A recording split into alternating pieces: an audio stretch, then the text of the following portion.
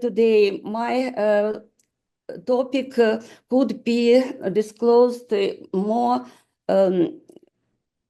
correctly if we will say about the advantages and disadvantages of cyberfeminism in the context of interference. Because as positive and negative aspects could be taken into account, and because it is approach from the one side. If you want to take into account the opposite point of view, even if it is opposite point, it is very essential idea, and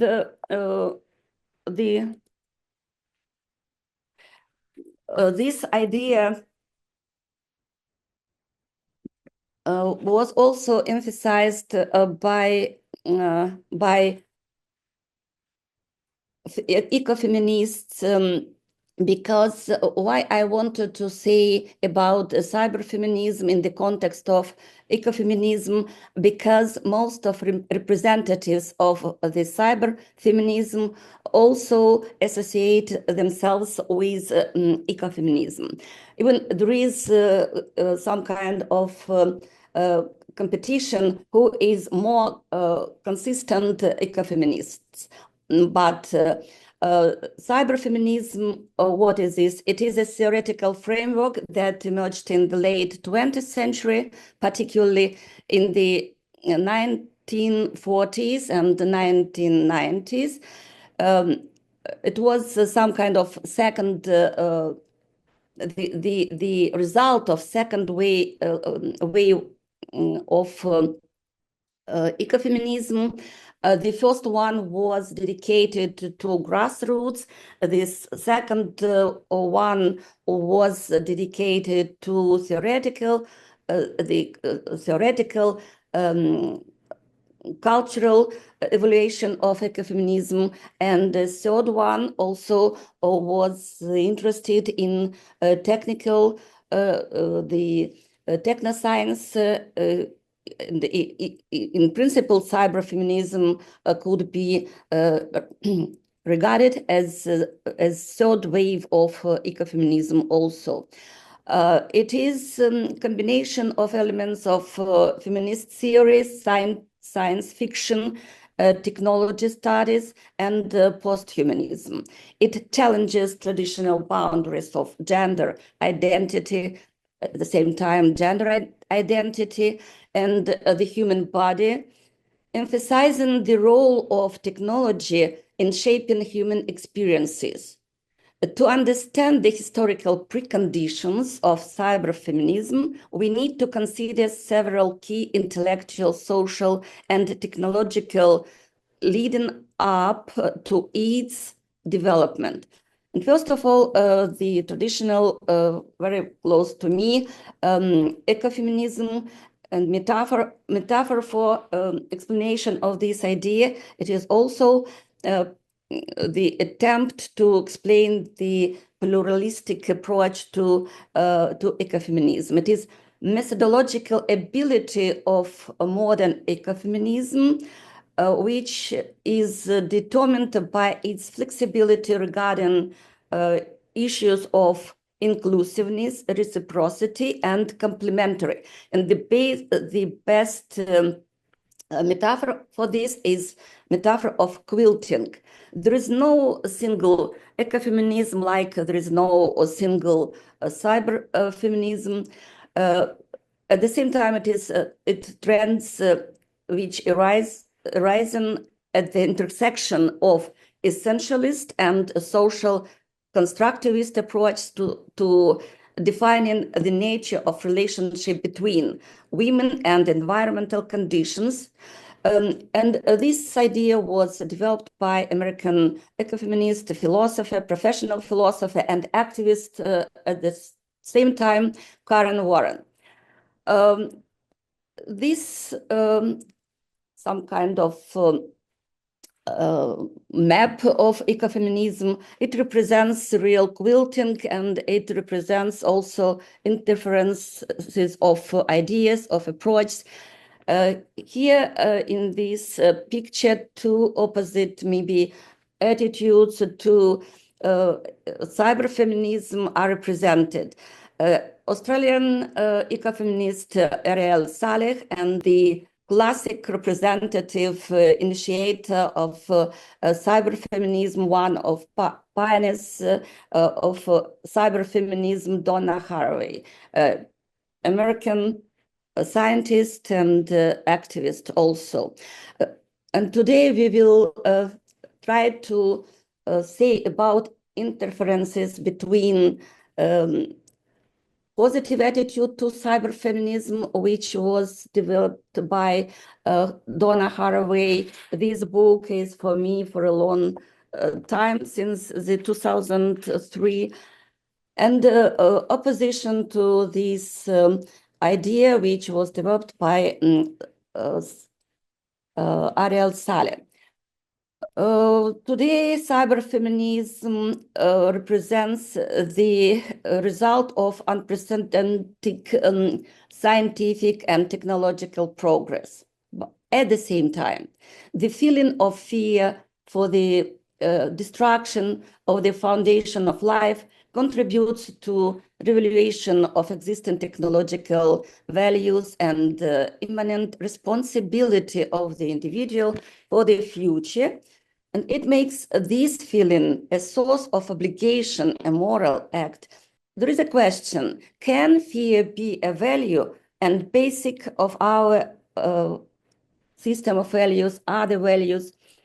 According to the German sociologist Ulrich Beck, the unchallenged dominance of fear as a sociological, cultural, and psychological phenomenon not permits the entire history of mankind. And this is it coming to the end. We are witnessing the emergence of a new society of postmodern era, the risk society. It is the idea which says that cyberfeminism is a part of risk society. It is one point of risk society, a symbol of risk society.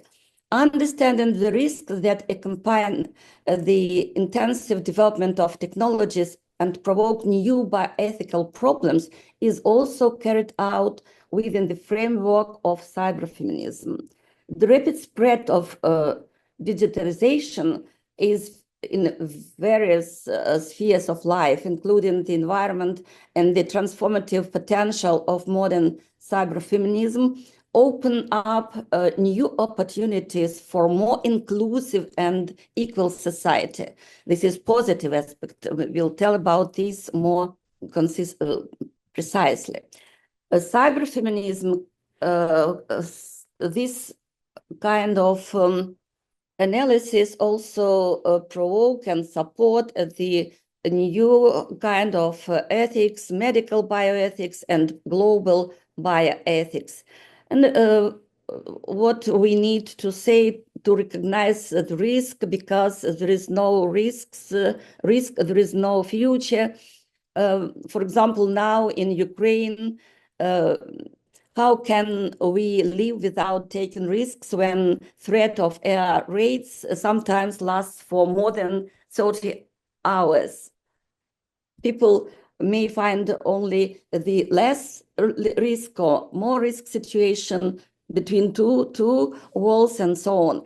But it is the result of this stage of history, this stage of technological development. Cyberfeminism is influenced by feminism movement of 20th centuries. I told that it represents the third wave in feminism, including ecofeminism. The debate over reproductive technologies and the critique of essentialism were the central aspects of cyberfeminism. Feminist theorists criticized the traditional notion of womanhood and femininity and were often tied to biological determinism, asserting that gender roles were socially constructed rather than biologically determined. It was necessary to criticize, to find opposite and intersectional ideas. This task was reached and was developed, fulfilled on the basis of cyberfeminism. The debate over reproductive technologies, particularly birth control and abortion, opened the door for feminist critique of how technology could both liberate and control women's bodies. This dialogue is central to cyberfeminism as it examines the potential for technology to empower or subjugate. Both attitudes, both results are possible. Which one will dominate? It depends on situation. It depends on contextual about situation in countries, in history, in a scientific community. And key figures in this movement who were predecessors of cyberfeminism could be recognized. Simone de Beauvoir, Betty Friedan, they questioned the historical roles assigned to women, laying the groundwork for later feminist theorists like Donna Haraway. The development of cybernetics, the interdisciplinary study of control and communication in animals, machines, and systems during and after the World War II was a pivotal intellectual preconditions to cyberfeminism. The work of thinkers like Norbert Wiener, who coined the term cybernetics, explored the relationship between human beings and machines, and it was also precondition for cyber feminist theory. The rapid advancements of computer sciences and artificial intelligence and biotechnology in second half of 20th century created a new social and intellectual context for questions about the boundaries of human body and mind. The cultural fiction, science fiction also support prepared this direction. For example, Karl Čapek's robots and Philip Dick's Android and so on. Throughout the 20th century, philosophers, professional philosophers, social theorists also tried to change something and developed opposite theories, tried to be opposite, to create a position. For example, Herbert Marcuse, Theodor Adorno, they critiqued the growing influence of technology in modern society. They raised concerns about the way technological advancements were often integrated into capitalist and patriarchal system. It means that they even they didn't want to support feminist theories or to establish equality in society. Maybe they were more interested in reinforcing rather than challenging existing power structures. It means that it was parallel processes, technological determinism, but maybe it could be interpreted in the context of Niklas Luhmann theory of self-developed systems. There are two systems, and the other developments, achievements could be recognized as noisy, as challenges for appeal for another system. It means that ecofeminists and cyberfeminists tried to interpret the same processes, but against, as opposition, as anti-patriarchal direction, but the same task was to improve human development on the basis of new technologies. And at the same time, for cyberfeminists, it was important to prompt the women presence, women recognition in this world. On the other hand, feminist thinkers, in opposition to patriarchal traditional thinkers, theorists, such a thinker as similar Firestone and Wendy Chapkins, they began to explore how technology could also be used to challenge patriarchal oppression, but particularly in the context of reproductive technology. The very interesting person, writer, Canadian-American writer Firestone published her feminist manifesto, The Dialectics of Sex, the Case for Feminist Revolution, in 1970. It became a publishing sensation. Half a century later, it's her call for the development of artificial womb, for which she was become often mockingly remembered. It was, for some people, male scientists, it was the situation to have a joke, but with abortion rights and reproductive technologies, both urgent issues today are they have some correlation and was also supported and were predicted by these intentions.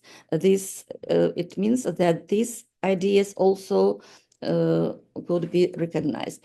The most influential intellectual work to cyberfeminism is Donna Haraway essay, A Cyber Manifesto.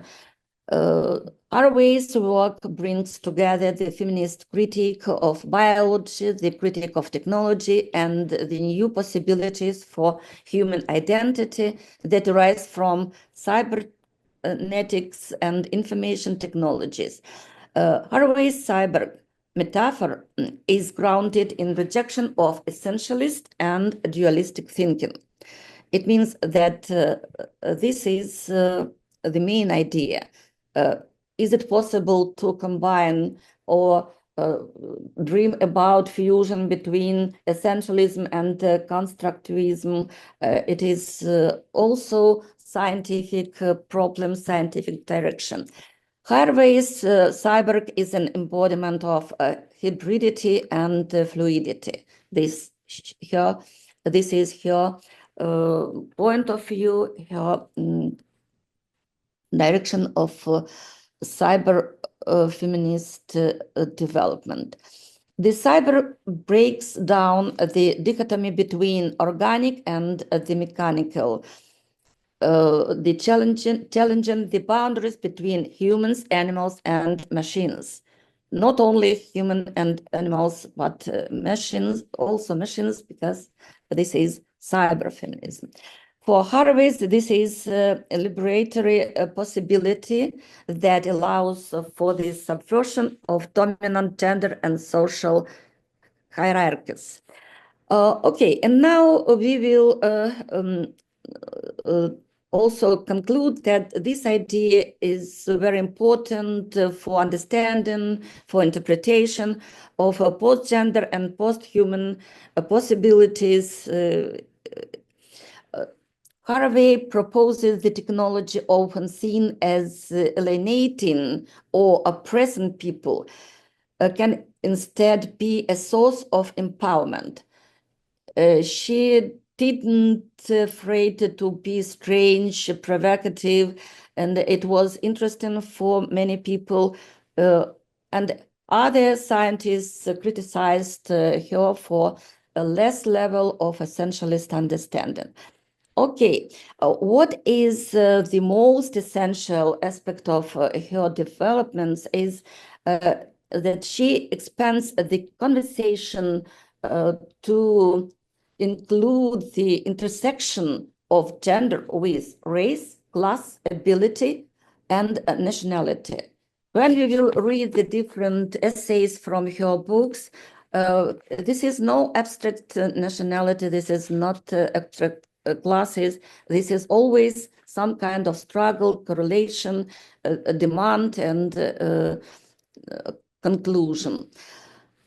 She also criticized the Cartesian notion of subject. The cyber is an entity in contrast to Cartesian notion because it reflects the idea that human identity is always in flux and shaped by technological and social and political forces.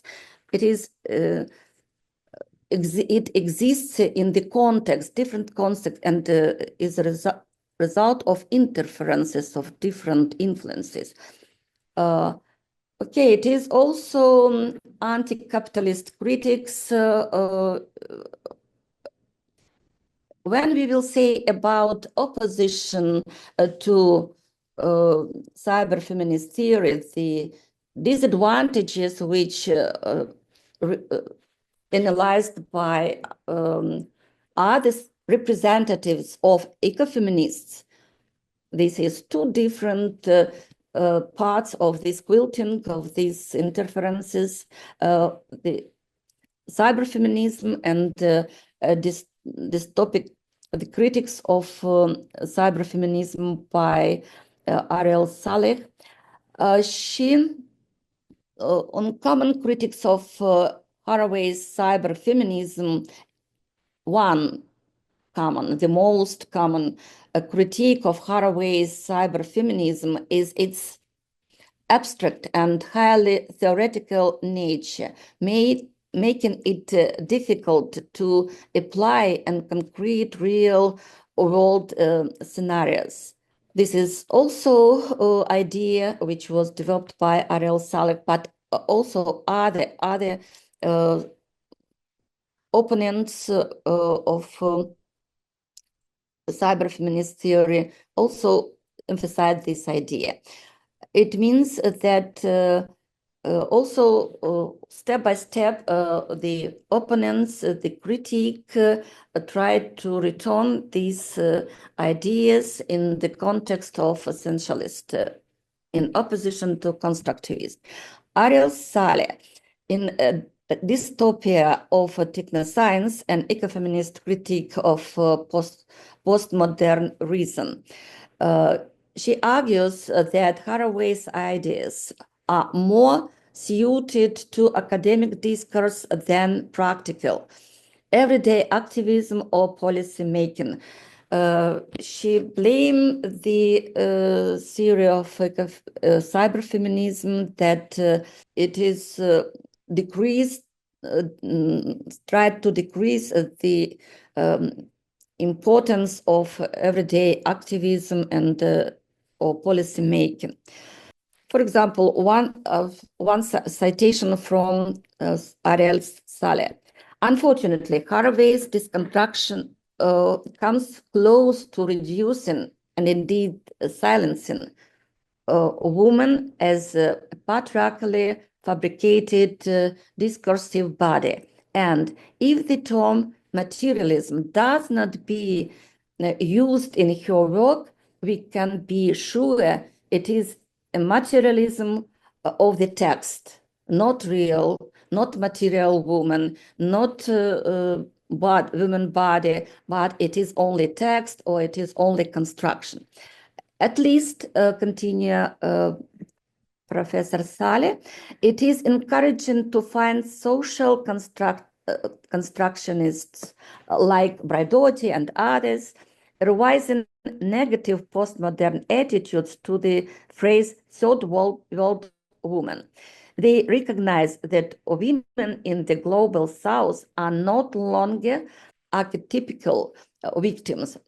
I also found some ideas of young African scientists who also criticized cyberfeminism for the same ideas. For example, young scientists, law scientist from the sphere of law sciences, Ashton Kosh, in work in her thesis, Clash and Cooperation of Ecofeminism and Postmodern Feminism, the intersection of two theories in dystopic literature. She also expressed the solidarity with Salleh as for the underestimation of the women activity and women bodies in southern the countries of global south. But as for conclusion, we can emphasize that Haraway's work is often critiqued for having a Western-centric perspective. Her cyborg is imagined through the lens of Western technological and capitalist society, which may not resonate with or to be applicable to feminist movements in global South. This idea was expressed by young scientists. However, critics argue that it can be too utopian and disconnected from material realities of women and other marginalized people who are still fighting for basic rights, access, and inequality.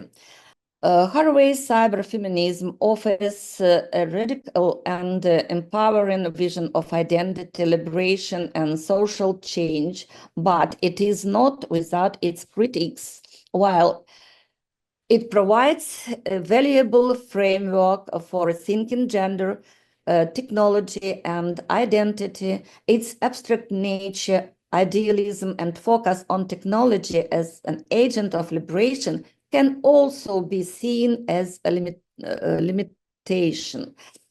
The challenges is to integrate Haraway's ideas into a broader, more grounded feminist analysis that remains attentive to material conditions, economic power structures, and the lived realities of different communities. It means that interferences and intersections and interconnectedness between these sides of cyberfeminism in the contemporary context could be productive when we will take this unity and this influence in when one idea can prompt and eliminate the weak and strong sides of another one. It means that as cyberfeminism developed by Donna Haraway and its critic are both very important for contemporary understanding of ecotech gender. Thank you for your attention.